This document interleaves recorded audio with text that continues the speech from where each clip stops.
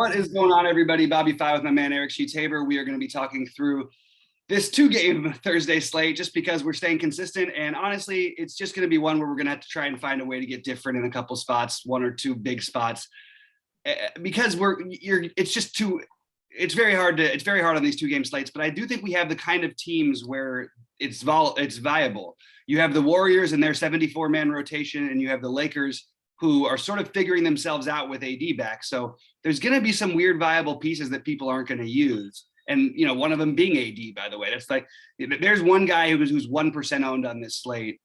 It'll be AD. And for good reason, you know, we don't even know how much he'll play, but just that kind of thing is we just got to try and find a way to get a little bit creative. So Sheets, any sort of overall thoughts? I know it seems like, why are we even bothering? Look, this is like a two-game slate, what happens? But, you know, we've had some pretty good wins on some two-game slates before. So you won that. You took a big tournament last year with a two-game slate. I took that one last year with a two-game slate as well. So let's find a way to do it. All right. Well, let's see what we can identify. Okay. All right. Lakers at Philadelphia. You know, it's interesting. This is only a 3-point spread. It is, it actually is treating the Lakers with a little, which again, the Lakers get treated with too much respect. They're the worst against the spread, I believe, of any team in the NBA. But I do think that with AD back, they looked a little more Laker-y the other night. Like, they actually looked like a decent team. So I think the Lakers are going to be in this game. I think that they're going to put their best foot forward. But from a projection standpoint, who sort of is popping for you in as must plays? It feels like Embiid is going to be the most obvious play of the night. Well, keep something in mind. Remember, this is a two-game slate, so like there's all kinds of weird stuff. You know who's actually showing up for me, and this is again is Andre Drummond. I don't know. Awesome idea. Yeah, that's my initial contribution to the cause of maybe taking one guy who's not going to be 40% owned, which everybody's going to be tonight. Maybe take a shot at him. That's my first take. And the other one is, of course, Embiid, but Tobias Harris would be Tobias Harris would be my best Philly guy, then Drummond, and then all those other guys, Maxey, Tybalt, whatever it is. But I don't know, maybe fade Embiid, or maybe how about you play both Embiid and Drummond, which no one's not saying nobody. I mean these are interesting ideas. Like a two-game slate, you want to try and get a little bit creative. And I mean, Embiid has been unbelievable. I think he has put himself right in the middle of, I think he's got an excellent chance to win the MVP this year. I think he might even be nearly the favorite between he and Jokic. It seems like a pretty close call. I will play Embiid probably if I was playing one lineup. I think I love the Drummond idea, though. I think that is a perfect example of that kind of a weird play. Now, I don't think we're going to be totally off the board by doing it, but I think you're going to talk about games. I mean, no one could be that off the board. Well, there can be, though, because this is what I'm saying. There's a lot of guys who fit this sort of bill, because you've got the Drummond. You're going to end up with a few of the Laker guys we'll mention in a minute. And there's a bunch of guys on Golden State who you could take that similar shot with. The difference is Drummond, while he's in, is going to produce. So that's why I like about him. And I think that, like, what's weird is, in some of these games off the bench, he's put up like 50 this year in games. I know that sounds nuts, but he really has. He can put up 35. Like, I love that idea. In terms of prioritizing the rest of the guys for Philly, it would be Korkmaz after Embiid for me first. It would be Korkmaz, Harris, Maxey, one of Thybulle or Yang. But again, all those guys are going to have fairly significant ownership that is going to be pretty similar, and Danny Green's coming back. So I would rather play the weird Drummond play and bet that he outscores Thybulle, for example, in less minutes. You know what I mean? At 1/8 the ownership. And why couldn't he? Thybulle could be out there for 38 minutes and still put up like 5. Right. So I like that. I'm really a fan of that call. I think this is an interesting decision on the Lakers side because they're going to play more. I know the Lakers. I know Anthony Davis. The difference is that they're trying this other lineup thing and trying to go with their best foot forward, which is really it's really crazy. They've only played 9 games together. Everybody wants to write the Lakers off. Anthony Davis, LeBron James, and Westbrook have played 12 total games together, I believe it is now. I actually can't, whatever the number is, they've won 65%, 60 whatever percent, 63% of them, 66%, whatever this percentage is, somewhere around there. and everybody wants to write them off. And when they play together without a center, they have really, really good numbers on the court. When they play together with the center, they're very average. But Embiid is no ordinary center, and you're going to have Drummond off the bench. And are you going to really want to put in his first game back, what's his name, Anthony Davis out there against those guys? And there's nobody else. They don't have like another option to play against them. So they're going to get out rebounded like crazy unless they play Dwight. And if Dwight's really going to be as low owned as he's projected, I think Dwight is a better play than Drummond even, because I think that there's upside for his minutes to really be like, I think there's a path for Dwight to play 28 minutes tonight. There's also a path for him to play 0. But I think that if he's starting, I think Dwight Howard is a terrific play at low ownership in a game where I don't know. I think that would be, but boy, I'll tell you what, you could play Dwight and Drummond and then do some other funny business. What else shows up for you on the Lakers side? Because I get the feeling that they're going to be pretty low owned because of the spread out and how spread out they are now. Yeah, the only guys I'm really getting, I mean, are Malik Monk, Carmelo, like those guys. Malik Monk and Carmelo. Yes, those are the guys who would show up. Yeah, I don't really want to play LeBron or Westbrook. I got to find my point somewhere. I think this game is going to be the dud. That's my. You think Philly's going to kill him or something? I guess so. Yeah, I don't think so at all. Or at the very least, it'll be a low scoring game. I don't know. I just have a little more faith in the Minnesota Golden State. I don't even know why, because Golden State's a really good defensive team. I don't even know why I feel that way. But. Well, no, it's a much higher total. I get it. I mean, it makes some sense. But I do think that getting when no one's playing any of these Lakers, I mean, LeBron is the highest owned at 22% projected that I'm looking at. It's very early, but still. I mean, he can't really only be 22%. Right? Well, but you got Embiid, who's going to be 50+%. Right, that's true. And then anybody else from the Minnesota side is going to be high owned. I could take a shot on Westbrook or Davis as as a low owned play. That would probably be. I mean, Davis, you're really asking for a lot in a little bit of time, but maybe Westbrook at low ownership is something I can take myself into. Just because look, we know there's a ceiling there, and we know there's a path where things go the right way, and it works out. I mean, look, doesn't happen much. He did have the one game the other day that was a nice one. Put up 47. Actually, had the back-to-back 47 and 48. I know it's different with Davis back and all that stuff, but I could still see him having there's always a chance he breaks free and somehow sneaks in a triple double or something like that. He could end up with 20 rebounds or something weird. The Monk and Carmelo, I think I would give the edge to Monk, but Carmelo's going to project better, but I would give the edge to Monk myself, even though he's sort of trending a little bit in the wrong direction. I do think if they want to, put their best foot forward, he's the guy. And then your other weird low owned play is Thalen Horton-Tucker. So it's deciding between all those guys as weird plays, because you want to get weird. But I think my natural thing would be to play Dwight Howard if he starts, to play maybe LeBron, maybe Westbrook. But I do think I will have one of Monk or Anthony, and I think I would consider taking a shot on Avery Bradley just because the minutes are probably going to be there for him, and they like him defensively. Even his minutes are flexed in a little bit. You know what? I got. I'll get back to it in a second. But first, let me just ask you about these other Phillies. You like Maxey or Thibault? Those are the other Philly guys I have. I mentioned. They were in my order, but I definitely don't want to play Thibault at 40% ownership. I would rather take a shot on him on one of the cheap Laker guys just because the ownership is too high. All right, so this is what I have for you here. So, I mean, this guy is going to be I would presume really, really low owned. He's coming off of a game where he didn't score a lot of fantasy points, and it's kind of an eyeball take or whatever it is. Remember, we dismissed Stanley Johnson because AD was coming back. He still played freaking 29 minutes in the last game. Again, 2-game slate, looking for something different. I don't know whether his career is revitalized or whatever it is. Even with Davis back, I mean, I'll take a shot. Okay. I think I'd rather personally play at Avery Bradley. Okay. And I'd rather play Horton-Tucker at the same type of ownership things. But I definitely understand it, and you're right. He could still get the minutes. I don't know in this matchup that they would do that, but it's possible.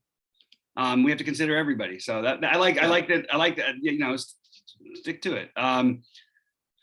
Patrick Beverley is going to stand out as pretty clearly the guy you need to play at the low end on this slate in this next game. Yeah. Other than him, what are you looking at from a projection standpoint? Wiggins, and then Looney, Porter. These are Golden State guys. I'll get back to Minnesota in a second. So Looney, Porter, and Wiggins would be the Golden State guys, and then Vanderbilt, I suppose, as far as values go. Russell, just not really. But I mean, let me see. Can you get these big guys in? I mean, can you play Cat? Sure. I mean, Cat's actually, I think, somewhat cheap. Isn't he 9,200? Maybe do that. Maybe you play Cat instead of playing Embiid X. You play Cat with Drummond or something like that, and then see what happens. I don't know, but Cat certainly looks reasonable. Yeah, so I'm going to go the other way with it. I'm going to go one of Russell or Edwards. And what's really interesting is these early projections make it so Anthony Edwards is going to be like 5% owned. Yeah, there's no way, right? Wait a minute, think about it. All the guys. So okay. So it's going to go Embiid. Cat is going to be crazy popular. Russell. Okay. Yeah, Cat's going to be 40%. That's what I figured. You can't have everybody. So you can Cat at 40% and Embiid at 55%. Russell at 30%, maybe 35%. Steph is going to have 20% on all these slates. LeBron's going to be 25%. So where can you play Anthony Edwards? Right. And meanwhile, I will point out that he just put up a monster of a game with what did he have? 65. Yeah, 40 real points. Like all of it in the fourth quarter, pretty much. If no one wants that to do that, I will just jump all over him. It is you get the little revenge for Russell, which I think matters because I do think he'll take some extra shots. So I think at least one of Russell or Edwards, and I'll probably fade the Cat semi-chalk, and I'll fade the Vanderbilt chalk. And I'll play Beverly with one of those other two. And that's pretty much all I've got from this one. I don't think that I can get to, you could take a shot on Jalen Noel at low ownership with Beverly back, assuming that he plays even. He's questionable. Right. And you could take a shot on Malik Beasley. Those are the other guys you can consider for the large field. That's why I was saying there's a lot of guys you can consider, which is why I think this slate is kind of interesting for a 2-gamer. All right, on the Golden State side, what appeals to you? What do you think? I mentioned already. What do you think? I think Wiggins and Porter are the two guys, and Looney, who I don't play. And since I said that, he scores like 50 fantasy points a game. So we're probably supposed to just keep playing all centers against Cat, like you kind of brought up a while ago. But I don't know if Looney's the kind of guy that's gonna, I don't know, gonna take advantage of it. That's like, but I don't know. Wiggins seems reasonable. I mean, Minnesota is still is a team you want to target, and it's 2-game slate. And I'm thinking the LA Philly game is going to be a little bit more of a dud. Yeah, I mean, Wiggins, Porter, those would be my 2 main guys for Golden State. So Looney is going to be mega chalk, and that's just enough of a reason on a 2-game slate to get off of a guy. Bye. Sounds good to me. Yeah, exactly. And if for some reason it changes, I like centers against Minnesota. I'll justify putting him back in. It's just a matter of the way it's being perceived. That Wiggins at 5,700 is a guy I'll probably play, especially against his former team. You do have the Wiggins Russell whatever narrative you want to call it. I like Clay. Boy, we could do the all injury team and just play all these guys who've been injured, Clay and Anthony Davis and whatnot. But I think Clay, even in 24, 25, 26 minutes, whatever they give him tonight, is just a good bet to put up a number that is interesting. What's interesting is that I'm looking at very early projections, keep in mind, but I have him and Jordan Poole within 1 point of each other. And I have Clay projected to be owned 40% and Jordan Poole to be projected to be owned 2%. Now I know they're early rankings, but that's really crazy. Yeah. I have it more like I have it 30 and 15. Same. Ownership. Yeah. Oh, okay. That would be a little more believable, because I was going to say Jordan Poole is another one of the guys, if he's unowned, that you can take a shot on. Otto Porter is going to project well. I don't mind passing. I like Otto Porter. I don't mind passing on a spot where you don't have a guy who is going to put up fantasy points. You know, I just think that you could take other shots on this. So I think I would lean Wiggins over Porter. And Steph is a great, as I say now, he's a great fade every day. By the way, Steph shoots lower percentage from the field than Westbrook does. I'm just going to keep throwing this out there because as bad as Westbrook's been at times this year, it's getting a little bit over. It's kind of getting tiresome, and a lot's getting blamed on him. And it's not his fault that Anthony Davis got hurt, and before that, LeBron was hurt. These guys just haven't played together. Look at Philly. Philly took forever to get together this season without Ben Simmons, and then now they're playing great basketball. So I think I got one more. Okay, who's the other one? I got Damian Lee at 3,300. That's what I was going to say. Is the guys would be Damian Lee and Nemanja Bjelica. I think Bjelica is probably my favorite of all of these names we mentioned. By the way, how about this? In the optimal on a 9-game slate the other night, in the winners lineup, had the 0.2% owned Bjelica for 32.5 fantasy points. There you have it. And you talk about centers against Minnesota. How about one he used to play alongside of, who used to play against him in practice? So let's go with some Bjelica. I like that call. So we found some ways to get different. Those, for me, my favorites being Bjelica, Drummond, Dwight Howard. Those are my big ones. What do you think? Edwards if Russell gets unowned. What do you think Anthony Davis is going to be on? 10%. What do you think? He was my original idea, but why wouldn't we just play Westbrook then? You're using a similar logic, but he has no upside in minutes, in my opinion. You don't think so? I think they'd be psychotic to let him play. Like, he's projected right now to play. Where is his minutes projection? His projected to play 31 minutes. I think Anthony Davis plays like somewhere between. I mean, look, I have 29 and a half. I have shocked at over 20. Look at it the other night. His first game back, he was projected to play 30 minutes. He played 20. What did he play? 24? 25. Yeah. I mean. No, I can't do that. And that was in a close game that they kind of needed to win. Like, not needed to win, but they kind of really wanted to win. I don't know. It just feels like, what are they going to do? I'm going to probably do some of it. Don't get me wrong. No, you know what? I shouldn't say 10%. I should say 5% for Anthony Davis. 5%, maybe not even that much. I think it's worth taking a stab, but I'm not going to be playing a ton of lineups. And I would rather take my stabs on the guys who either have minutes upside or huge production upside, like the Drummond call that you mentioned. So I'll tell you a couple of guys now looking back, what we talked about that you brought up that I kind of like. I'm into that maybe the Taylor Horton Tucker thing that you mentioned. Yeah. Because I know he can do it. You know what I mean? I know he can do it. It's just, he's got to fall into the right rotations. You know what I mean? He's just got to get there. You know, he's got to get those minutes somehow. That's right. And then what other hoodoos are there? Not a lot. Bjelica. Okay, that's something. You can try that also. I think it's a real thing. Yeah, Bjelica or Lee. Tucker, and I'm gonna and Avery Bradley. You mentioned him, and then I'm definitely gonna try some of the Stanley Johnson. See what happens.